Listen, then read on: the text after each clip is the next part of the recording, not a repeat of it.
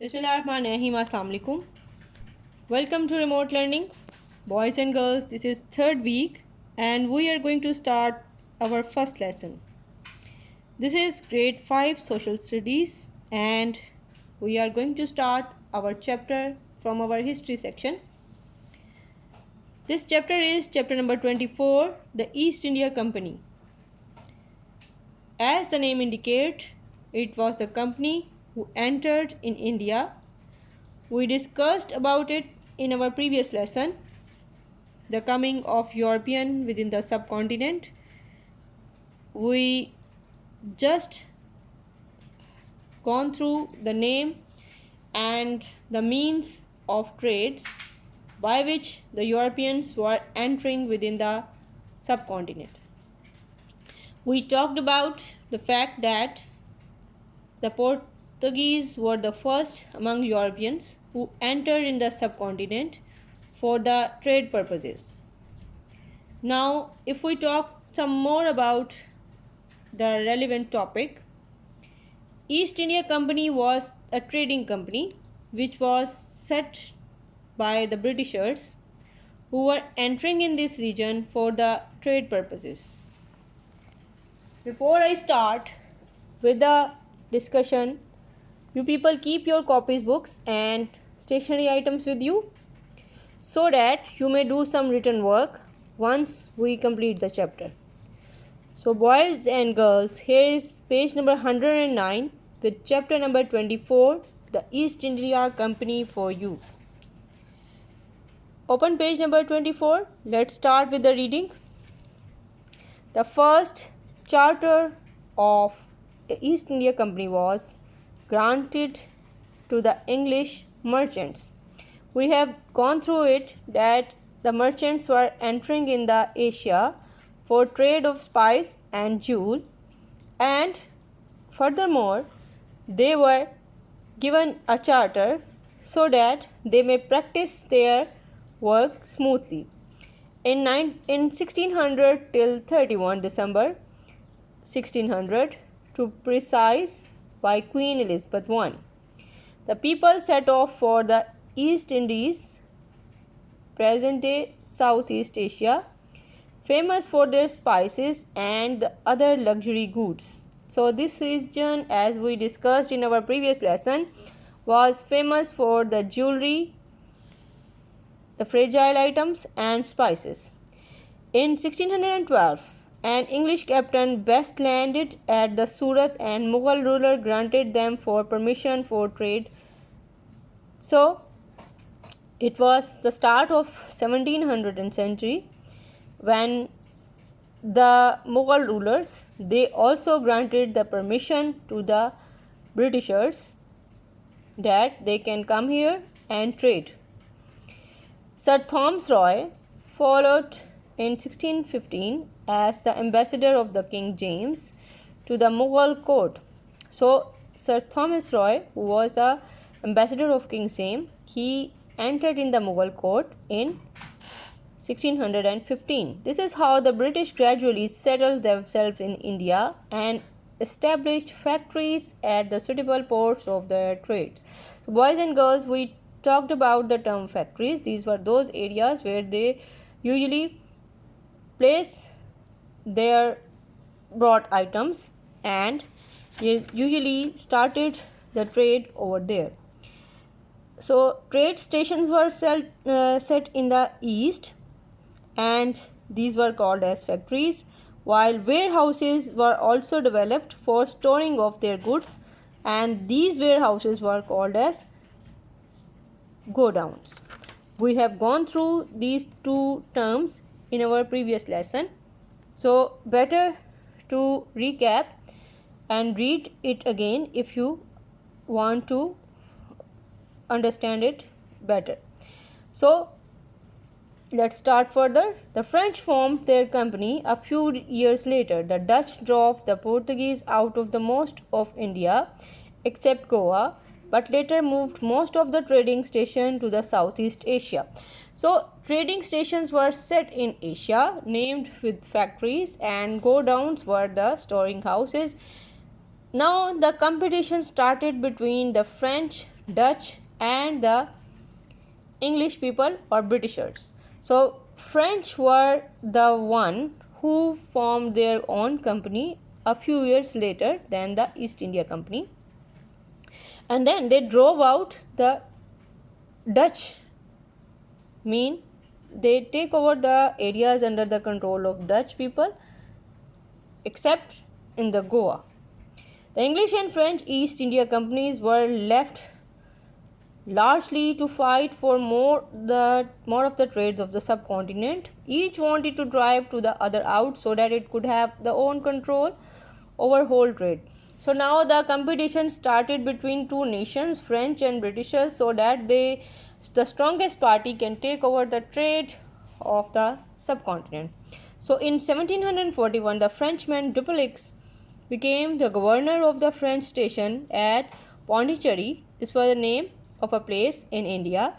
He trained an army of Indian soldiers in the European ways of fighting. So they wanted to take over and they utilized the manpower which was available in that region. That is the Indian people. They were hired for the army which was developed by Frenchman W3l1. And they started the training of these people and equipped them with the most modern guns and cannon of the time. So now it was the time when the takeover struggle started between the French and the Britishers, and each was trying to settle their station and to get the grip on the trade. So that is how each one of them was trying to do it in his own way. So French started to train the local people so that they may help them during the war or such situations, and they also equipped them in the modern weapons and they trained them in the European way of fighting. At this time, the Mughal Empire had almost collapsed, and the different princes were fighting for power and land. We have gone through in the previous chapter that the Mughal rule declined due to their own negligences, their own interests, their fights between the siblings for the throne, and there were so many other reasons by which the Mughal emperors and Mughal empire was becoming weaker day by day.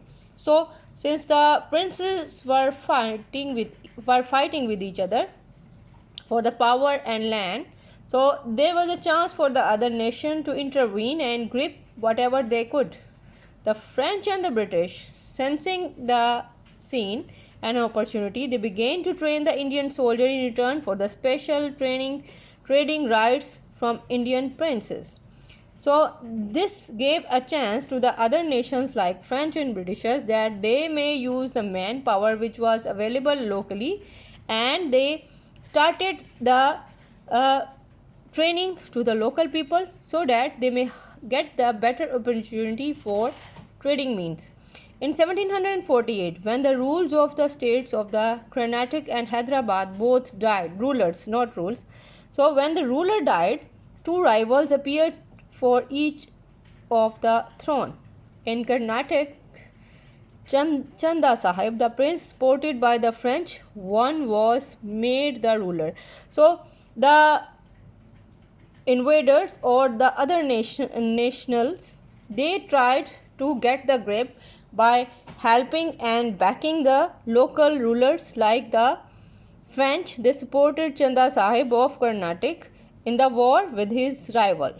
So in the same way, British East India Company realized that this was a serious matter as they would lose the trade. So since the outsiders were backing the local people, the local rulers, and so they were backing for a reason.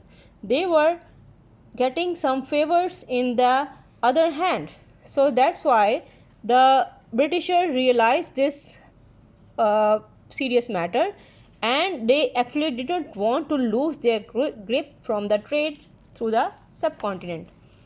Let's start with the other page number 110. Here is the more about certain facts which were going on during those days. They sent their army under the Robert Clive and captured Arcot, capital of Carnatic. So they realized the seriousness of the matter and they sent their own person, an army person, the Robert Clive. He captured the capital of Carnatic, which was Arcot. Soon afterwards, when the Chanda Sahib died, Muhammad Ali, a prince supported by Britishers, was made the ruler. So again, it was the game of those who were fighting for the trade purposes and for those who were backing the local people so that they may have their own grip. So Britishers, after the death of Chanda Sahib, they supported the ruler Muhammad Ali, who was prince at that time. So along with this, the French back was declined from the local rulers, and here now there was another back with the local ruler Muhammad Ali, and that back was from the British government. Now what happened next? Now let me start it again. Muhammad Ali, a prince supported by the British, was made the ruler. In Hyderabad, the French put their prince Salabat Jung on throne, but the Britishers and French governments in the Europe said that their company's armies must not fight with one another. Now this was another important topic that was considered by the Europeans who were sitting far away from the area. They started thinking that the Europeans themselves should not fight with each other. For example, they stopped French and Britishers to fight each other. So how did the matter settled? The princes who were belonging from the areas, for example, the Salabat Jung was having the back of the French government. So this matter was seriously noted by the Europeans. So it was felt and the situation was going to be better by the notice of the European nations. Other princes in the region felt that the British army was better of the two, since the British East India Company influence grew. Now Europeans were thinking according to their own thoughts, and the local rulers were thinking who was better for them. So it was thought by the local princes that the region was in a better situation if it was supported by East India Company. So however, French were still strong in northeast India, Bengal, the British, and the trading station at Fort William, now Kolkata, where they built the fortifications against the order of the Siraj-ud-Dowla, who was a local ruler. When they refused to knock them down, the Siraj-ud-Dowla attacked and captured the city. Soon afterwards, the British East India Company's army under the Robert Clive arrived and not only recaptured of the Fort William but also seized the French station at Chandranagar. Now Siraj-ud-Dowla was a local ruler. He was young, but he was a strong and capable ruler. He threw the person who was a French and who was there, and he recaptured the Fort William again.